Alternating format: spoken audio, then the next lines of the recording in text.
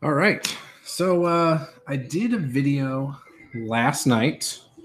I was going to try and do all these random generated characters, and they were all going to be just random roles in the Palladium book system. And the first thing I came up with was a robotics character. And when I started rolling that, I even wanted that to be general or randomly rolled. And I came up with a vehicle type, which means that the character's a normal human, but then he had a vehicle. Got through doing all that. I have a whole page of notes about all the stuff that was going into the vehicle. It's a cool vehicle. But it made me change my mind on how I was going to do this. So I ended up finishing the vehicle, at least. And the vehicle is going to be driven by an NPC character, an NPC pilot. It's a van that has helicopter blades and stuff like that.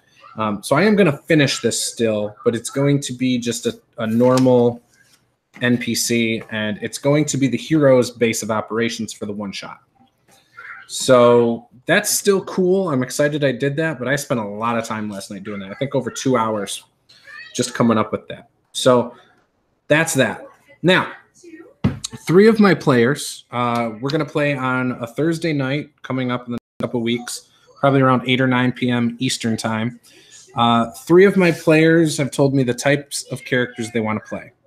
One of them is his name is Alejandro. He wants to play a speedster or an acrobat, something kind of like Spider-Man or Daredevil or something along those lines. Or Nightwing, something like that. So we're probably going to give him a character with extraordinary physical prowess. And beyond that, I don't know yet. Don't know if he's going to be a mutant or, experiment, alien. I don't know yet. My friend Paul from Sword Falls, I think is his channel. Maybe it's Swordfell. I think it's Sword Falls. He wants to play multiple man, something like that. Again, I don't know exactly if it's going to be a mutant, experiment, whatever. Not fully sure. Nathan Rumpf from the Heroes Unlimited group on Facebook said that he wants to play some kind of martial artist. Now, we're not going to go with the Ancient Master from Special Training. We're thinking more along something else from Special Training, like I think it's Super Sleuth or something like that. And I have room for one more player. I've been trying to find somebody to take the 4th spot. I do not have somebody who has taken it yet. So if you're interested and you have a camera and a microphone and are willing to play in a broadcast game, let me know.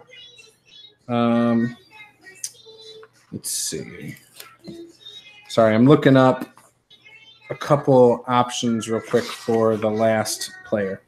So he could play a secret operative or spy or a super sleuth. Those are the kind of things that he said he was interested in doing and being like a martial artist. Now, Palladium Books, quick overview of the system. It's a reaction-based system, mostly D20 for actions. You use percentiles for skills. And when you're on defense, you're not just sitting there twiddling your thumbs waiting for your turn. If something's trying to hit you, you can do things. You can dodge. You can parry. If you get hit, you can roll with the punch, fall, or impact. So you have options. And that is one of the things I love about this system. You're not just waiting 30 minutes to go through 5 or 6 other players and all the NPCs. You're always engaged. There's always something at any moment that could require your attention. So people ask why I like Palladium. That is a huge reason for it. I love the fact that you are always involved in the action, the combat. The skills. So there's a ton of skills. It's probably the most tasking part of the system, especially with character creation. Sometimes that's what half the time in character creation is spent on, if not more. Just like if you're building a robotics character, spending the budget for all the different things you want to be able to do as a robot or a cybernetics or things like that, that stuff takes a lot of time. Making a mutant, making other characters, usually pretty quick. I think the fastest I've ever created a character was about 20 minutes. The longest was probably 3 hours for a hardware character, I think, once. And it was mostly spent in skills. And I want to say I actually was having him make something at the start of the game so he could do something cool. But that was a long time ago. Now, right now, I think I'm going to work on the Speedster or Acrobat. I'm going to... Let me look at the experimental super soldier option. That might be the way to go. Give him like a military background of some sort. This group is going to know each other. They're going to be a superhero team. The van I rolled up last night is going to be their, like I said, their base. So super soldier option. Roll for 1 minor super ability and roll 3 times on the table that follows. If the same super soldier ability is rolled twice, ignore it the second time and either reroll on this table or roll on the minor super abilities table elsewhere in this book. Let's see. Physical agility and dexterity. Increased physical prowess. Okay, so we'll probably do the super soldier for this. And give him a couple other things. So Alejandro's Speedster Acrobat is going to probably be out of this. And I think that'll be cool. I think he'll like the options he gets with it. I'm going to pick, though, what he gets. I'm going to give him the attempted to increase physical agility and dexterity. I'm going to give him uncanny targeting and throwing. And let's see. I'm trying to think what the next thing is I'm going to give him.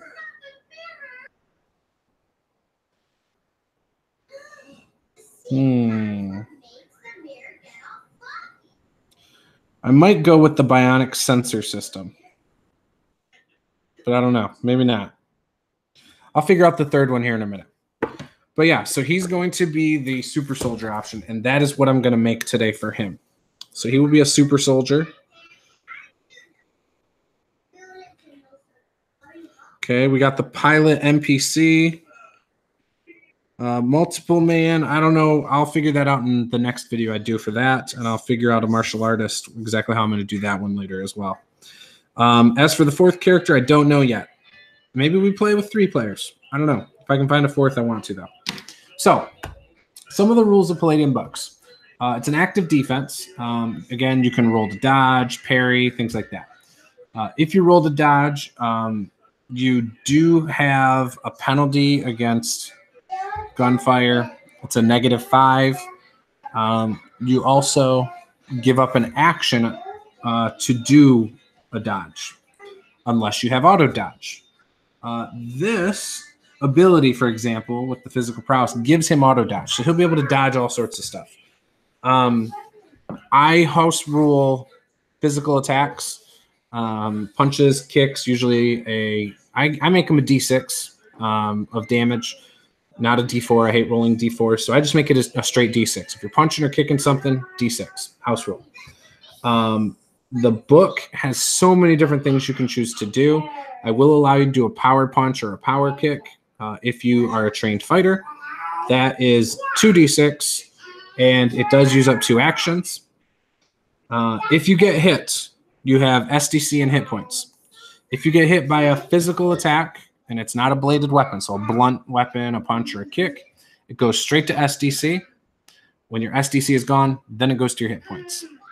If you're getting shot or hit with a bladed weapon, or it's a critical hit, it goes straight to hit points. That's why gunshots are so lethal. People ask, well, how can a punch do 1d6, but then a gunshot also do 1d6? Why? That's the same damage. It's not, because the gunshot bypasses your SDC and goes straight to your hit points and possibly kills you. So that's how I run it. And yeah, that's the gist of it. It's a really simple system. You have a percentage chance to succeed on skills based on your skills. Say you want to do basic chemistry to identify if something is acidic. you have a 40% chance to do it. You just have to roll under it. Doesn't matter, what it is. If the GM allows you to use that skill, that's your percentage. Now, I do sometimes say you have to roll 10% under your normal skill, or 20% if it's really difficult, things like that. In order to actually make the difficulty of it matter. So let's jump into this. Let's make our super soldier character. I'm going to grab a blank sheet of paper. And that will be for notes, because there's always a lot of notes that have to be taken in this. Let's move the book so I can get some dice out of here.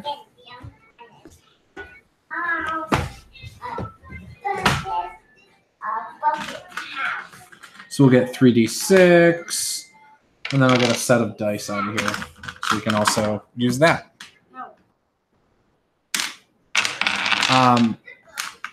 Like I said before, Heroes Unlimited is a sweet game. As for character creation, that's probably one of my favorite parts of it. There's a lot to it. You want to play with some dice, buddy? Uh-huh. Okay, hang on. Here, I'll give you these ones with pictures on them, okay? Yeah, but you got to play with them at the other end of the table. I'm a ghost. There you go. I'm a ghost. Go over there. Actually, take them to the coffee table. Can you pick all those up? I'm a ghost. Okay, pick them up. And then go over to that table. Okay, bud? Sorry, my son is excited by the dice. Hey, Caleb? Caleb. Hey, look at me. Can you pick all those up and take them to the small table? It's like a snowman. Oh, okay. Well, go make the snowman on the small table, okay? Take it over there to your table. You can have your own special table. Because that's going to happen. You're going to lose all the dice, buddy. And I don't want the dog to eat them. Please pick them up. All right. So, this is our Super Soldier Speedster.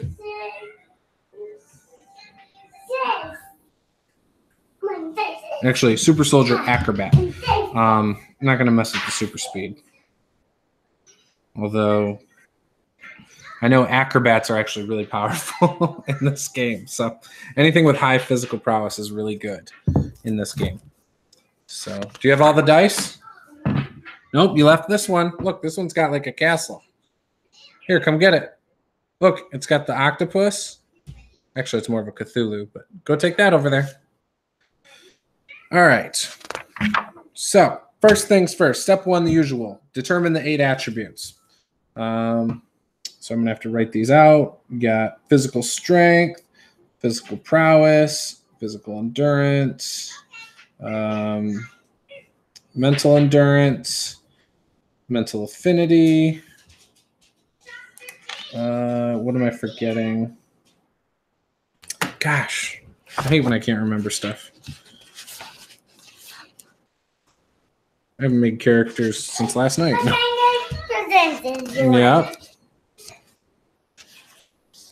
Yeah. What do you want? Oh, I don't want anything. I'm okay. This one? Yes. Go roll it. Go roll it. Okay.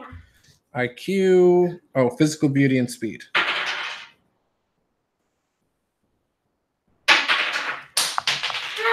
All right. So that's 1, 2, 3, 4, 5. Yeah, I got them all. Okay. So there's that. Then there's also SDC and hit points.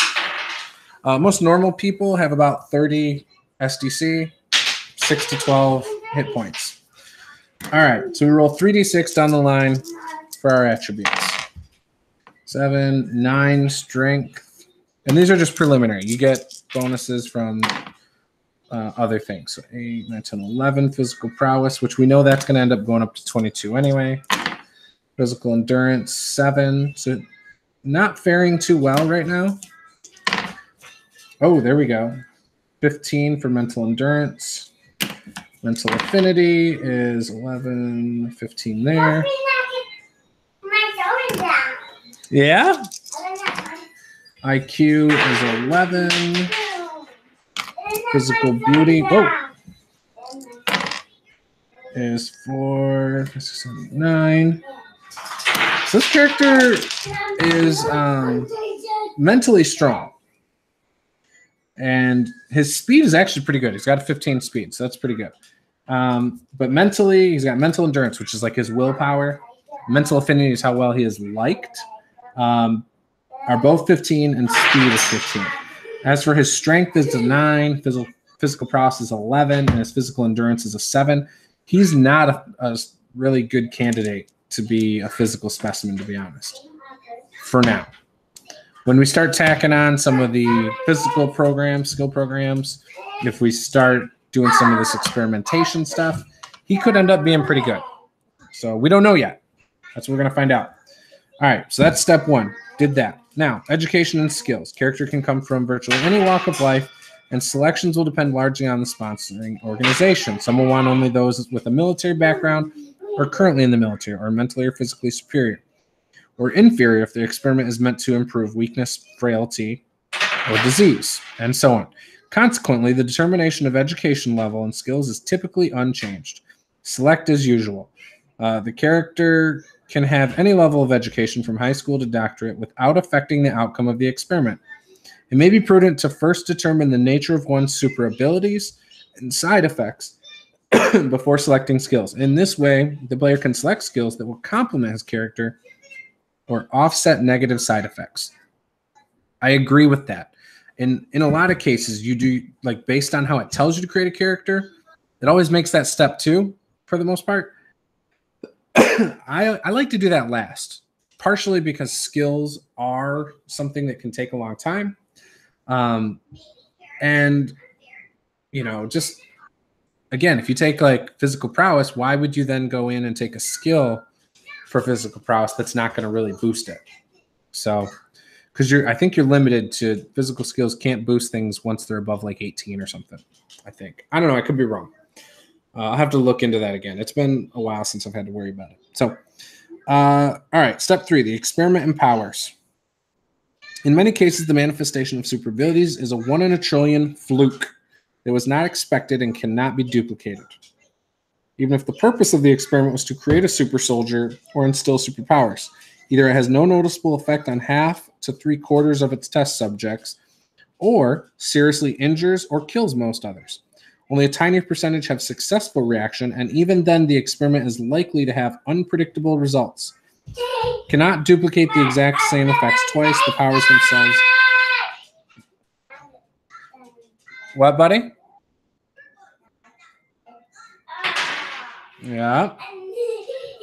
That was funny. Random elements of experiments means the player rolls once on each of the following tables. Yep. So now I have to roll percentiles for the nature of the experiment. I got a 19, so it's a chemical experiment. Maybe he was injected with something. Maybe he was dipped into something. Something like that. General type of experiment. Let's roll again. I got 3. Deliberate and successful attempt to create a human with superhuman powers, but results cannot be duplicated. Okay, so it was intended.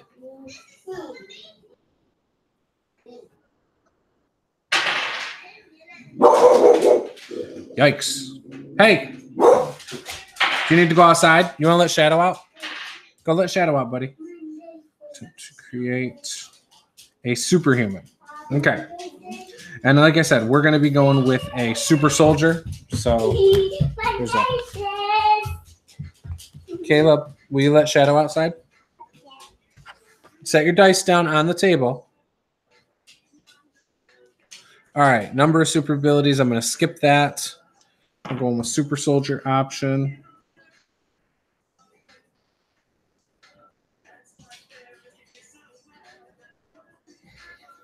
All right. And side effects. Okay. 61. Increased mass.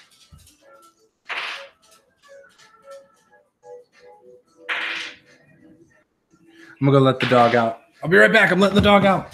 Let's go outside, Shadow. Go. Come on. Come on. Thank you. We'll work outside. All right. That was quick. Hey, 2 viewers. That was quick. All right. I leave and I come back with 2 viewers. Okay, side effect. We're going to go with the increased mass. So I'm making a super soldier from the experiments in Heroes Unlimited. And I've got increased mass. So, hang on, buddy. You want to turn TV off? Hmm? You want TV off? Okay, go play with the dice. Where are the dice at? What'd you do with my dice? Nothing. Go bring me my dice then. No, go bring me the dice that you had. These are my daddy's dice. I have the dice. So it's plus 200 pounds. Hey, put that back. Might have to end the broadcast to go handle some child development stuff. Give me it.